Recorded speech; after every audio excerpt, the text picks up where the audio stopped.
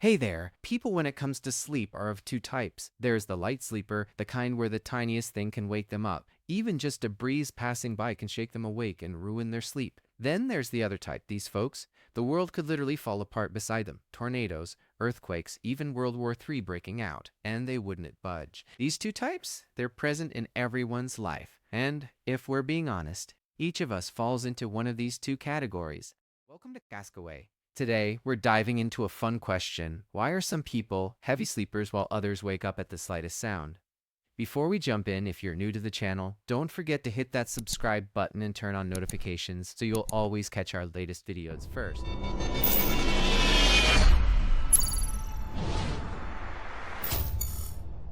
To start with, in order to understand the difference between light sleepers and heavy sleepers, we first need to understand how sleep itself works. What are the stages we go through from the moment we hit the bed to the moment we wake up? Scientists agree that during sleep we pass through 5 key stages. The first stage is the shortest. It lasts just a few minutes. You could call this the in-between stage. You're neither fully asleep nor fully awake. During this stage, the body starts preparing itself for the upcoming phases. Breathing slows down, the heart rate decreases, brainwave activity reduces, eye movement slows, and the muscles begin to relax. At this point, it's super easy to wake someone up. Next comes the second stage, which lasts a bit longer, between 30 to 60 minutes. During this stage, the breathing and heart rate slow down even more, brainwave activity decreases significantly, the muscles relax further, and eye movement stops completely. Then comes the third stage, the beginning of deep sleep, which is followed by the fourth stage, the deepest stage of all. At this stage, waking someone up is very difficult. This phase is essential for maintaining overall health and is often called the healing phase. During deep sleep, the body carries out vital functions. Kidneys filter blood, wounds heal faster, cells are repaired and regenerated. Blood sugar levels are balanced, metabolism functions at its best, and the immune system activates to clear toxins from the body. The first 4 stages are collectively known as non-REM, non-rapid eye movement sleep. After these stages, breathing, heart rate, and blood pressure start to pick up again. Your eyes begin darting rapidly in all directions, and brainwave activity reaches its peak, nearly matching the level when you're awake. This is the stage where dreams occur. Once these 5 stages are complete, the cycle starts over, repeating about 4 to 5 times a night. How many times the cycle repeats depends on the individual and their age. So after all this talk, how is it connected to why some people are light sleepers and others are heavy sleepers? The key to understanding light and heavy sleep lies in how much time someone spends in each stage of sleep, rather than the number of hours they sleep. Surprisingly, the total hours of sleep don't make a difference. What matters is the amount of time spent in deep sleep versus light sleep. For instance, someone might sleep for just 6 hours and feel completely refreshed because they spent sufficient time in stages 3 and 4.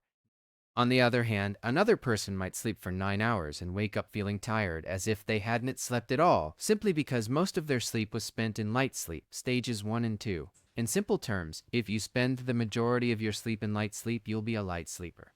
And if you spend more time in deep sleep, you'll be a heavy sleeper. Generally speaking, young people tend to spend more time in deep sleep stages compared to older adults, who spend less time in these stages. That's why older adults, as a whole, are typically light sleepers.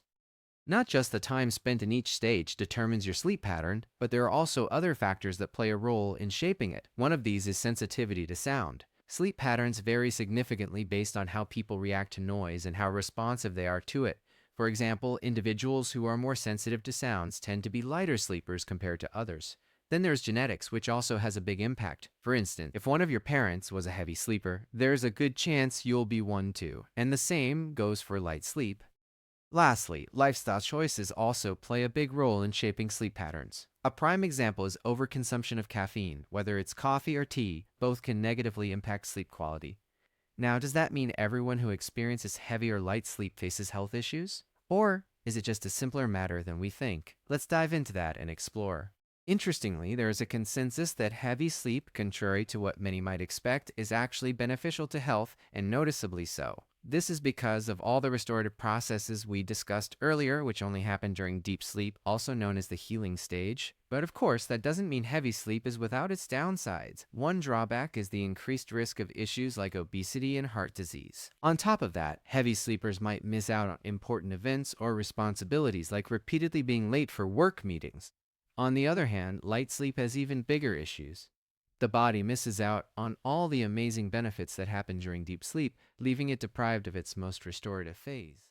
At the end of the day, whether you're a light sleeper or a heavy sleeper, there are some tips to help you find that perfect balance and sleep better.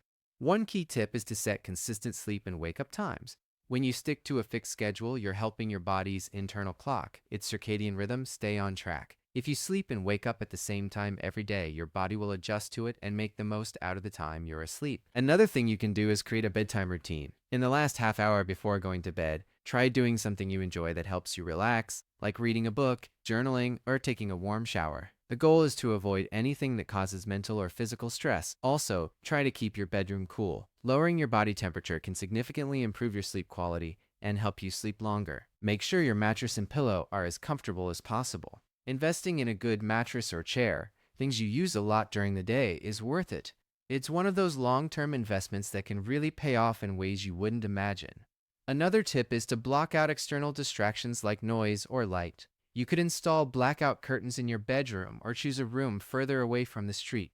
Finally, keep electronic devices out of the bedroom. TVs, computers, and phone screens emit blue light, which disrupts the production of melatonin, the hormone responsible for regulating sleep and playing a crucial role in setting your body's internal clock. And that's how we answer today's big question. Why are some people heavy sleepers while others are light sleepers? For those visiting the channel for the first time, this is the Ask Away, where we answer all sorts of intriguing questions that might cross your mind. As always, if there's a question that's been bugging you, drop it in the comments below and we'll make sure to answer it for you.